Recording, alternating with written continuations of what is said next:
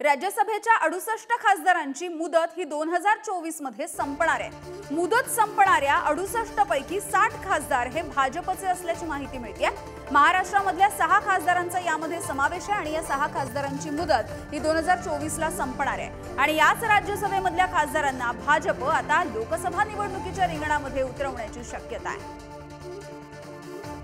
तर यामध्ये महाराष्ट्रामधल्या कोणकोणत्या नेत्यांचा समावेश आहे आपण बघूया। कुमार केतकर काँग्रेसचे, राष्ट्रवादीच्या वंदना चव्हाण, भाजपचे प्रकाश जावडेकर, त्यासोबतच भाजपचे नारायण राणे, अनिल देसाई ठाकरेंच्या सेनेचे आणि व्ही मुरलीधरन भाजपचे।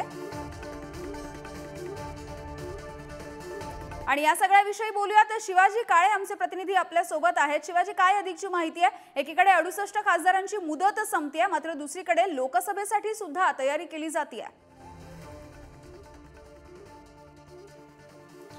अनिल देसाई हे शिवसेनेचे खासदार आहेत ठाकरे गटाचे आणि दुसरीकडे जर पाहिलं तर भाजपकडे नारायण राणे हे जे दोन खासदार आहेत यांच्या दोघांची मुदत संपते आणि पुन्हा एकदा यांना राज्यसभेवर पाठवणार नाही अशी शक्यता व्यक्त केली जात आहे।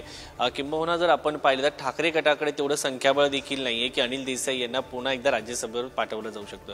त्यामुळे आता अनिल देसाई असो किंवा नारायण राणे असो या दोन्ही खासदारांना निवडणुकीच्या मैदानात उतरण्याचे संकेत पक्षाकडून देण्यात आलेले आहे। मुंबईतील एका मतदारसंघामधून अनिल देसाई लढतील आणि कोकणातील एका मतदारसंघामधून नारायण राणे लढतील अशी माहिती सध्या तरी समोर येताना पाहायला मिळते।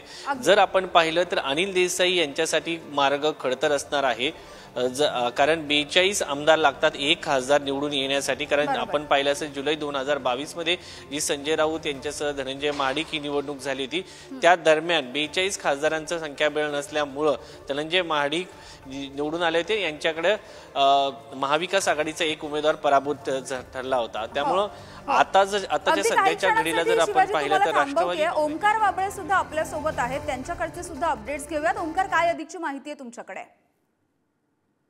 या एकूण 68 जे खासदार सगळे राज्यसभेचे 2024 मध्ये रिटायर होत आहेत या सगळ्यांमध्ये 9 केंद्रीय मंत्र्यांचा समावेश आहे। महाराष्ट्रातले एक नारायण राणे सुद्धा त्यामध्ये, पण सगळ्यात महत्वाचं महाराष्ट्रातल्या 6 लोकांचा सगळ्यामध्ये समावेश आहे। यातले 2 जण म्हणजे कुमार केतकर हे काँग्रेसकडून आहेत तर वंदना चव्हाण ज्या पुण्यात स्थायिक असतात, पुण्यातल्या नेत्या आहेत राष्ट्रवादीच्या, त्या तिथे आहेत। आता गणित असं आहे की राष्ट्रवादी स्प्लिट झाल्यानंतर शरद पवारांकडे खासदारांची किती संख्या राहिली आणि जर राज्यसभेवरती निवडून देण्यासंदर्भात ज्यावेळी मतदान होईल त्यावेळी वंदना चव्हाण यांना पुन्हा प्रेफरन्स दिला जाणार नाही अशी आत्ताच्या घडीला माहिती मिळते।